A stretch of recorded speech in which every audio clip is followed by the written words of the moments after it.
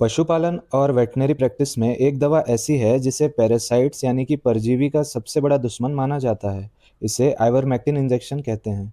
यह एक ऐसा ब्रॉड स्पेक्ट्रम एंडेक्टोसाइड है जो पशु के पेट और खाल दोनों के कीड़ों का एक साथ सफाया करता है। क्या आप जानते हैं कि ये एक दवा कीड़ों को आखिर मारती कैसे है? इस दवा का मैगट वुंड यानी कि कीड़ों वाले घाव में क्या रोल है?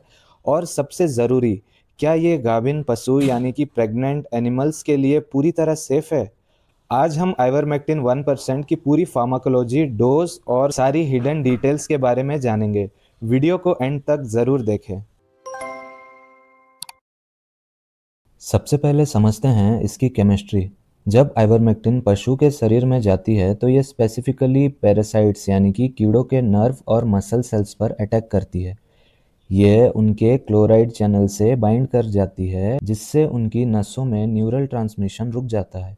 इसका रिजल्ट ये होता है कि कीड़े तुरंत पैरालाइज हो जाते हैं यानी कि उन्हें लकवा मार जाता है और वो मरकर शरीर से बाहर हो जाते हैं। अब आप सोचेंगे कि ये दवा पशु को नुकसान क्यों नहीं करती?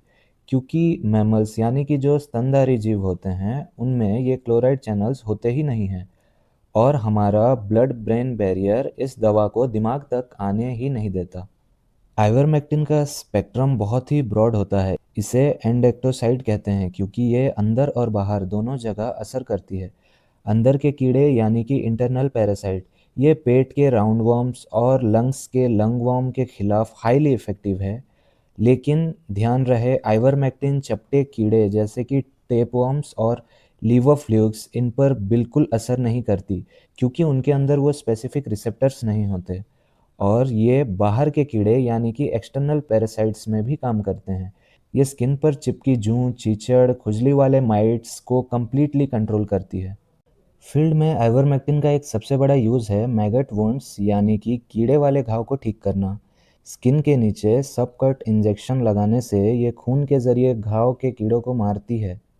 लेकिन कई वेट इसे घाव धोने यानी कि टॉपिकली भी यूज़ करते हैं। घाव में आइवरमेक्टिन की कुछ बूंदें डालने पर 1 से 6 घंटे के अंदर मैगट्स पैरालाइज हो जाते हैं। इसे बिना लिविंग टिश्यू को नुकसान पहुंचाए मरे हुए कीड़ों को घाव से बाहर निकालना बहुत आसान हो जाता है और ये हीलिंग फास्ट कर देता है। अक्सर फार्म पर सवाल आता है कि क्या इसे गाभिन पशु को दे सकते हैं? तो हाँ, ये पूरी तरह सेफ है। आइवरमेक्टिन 1% इंजेक्शन प्रेगनेंसी की किसी भी स्टेज में गाय, भैंस, भेड़ या बकरी को दिया जा सकता है। इससे एबॉर्शन या बच्चे में कोई भी बर्थ डिफेक्ट नहीं होता। ये एल्बेंडाजोल जैसी डीवॉर्मर्स से बेहतर चॉइस है, जो अर्ली प्रेगनेंसी में मना होती है। आइवरमेक्टिन इंजेक्शन कोई भी ब्रीडर के सीमन क्वालिटी में कोई खराबी नहीं लाता। अब हम इसके रूट के बारे में जानेंगे कि इस इंजेक्शन को हमें किस रूट पे लगानी चाहिए। आइवरमेक्टिन को सिर्फ़ और सिर्फ़ सबक्यूटेनियस यानी खाल के नीचे लगाना है, गर्दन या कंधे के पास की लूज़ स्किन में। इसे गलती से भी इंट्रावेनस या आईएम नहीं देना चाहिए। इसके अंदर प्रोपेलिन ग्लाइकोल होता है, इसलिए इंजेक्शन साइट पर थोड़ी सूजन या दर्द आना नॉर्मल है। इस इंजेक्शन को देने से कुछ समय के लिए पशु को जलन होता है। गाय, भैंस, बकरियों और भेड़ों में इसका डोज रेट है 0.20 मिलीग्राम पर केजी। और अगर हम इस बोतल पे देखें तो ये 1% आइवरमेक्टिन का सॉल्यूशन है। इसका मतलब इसके 1 ml में आपको 10 मिलीग्राम आइवरमेक्टिन मिल जाएगी। अगर हम इसे कैलकुलेट करेंगे तो 50 केजी बॉडी वेट पर हमें 1 ml आइवरमेक्टिन मेडिसिन लगानी चाहिए और सुअरों के लिए इसका डोज रेट है 0.30 मिलीग्राम पर केजी बॉडी वेट। अगर हम इसे भी कैलकुलेट करें तो 33 केजी बॉडी वेट को हमें 1 ml आइवरमेक्टिन लगानी चाहिए और इसका जो सेफ्टी मार्जिन है वो बहुत ही ज़्यादा है। मतलब अगर हम आइवरमेक्टिन को उसके रिकमेंडेड डोज से 5 या 7, 8, 9 गुना तक भी ज़्यादा दे दे तो कुछ खास रिएक्शन नहीं होगा, ना ही टॉक्सिसिटी होगा। अब हम जानते हैं इसके विड्रॉल पीरियड के बारे में।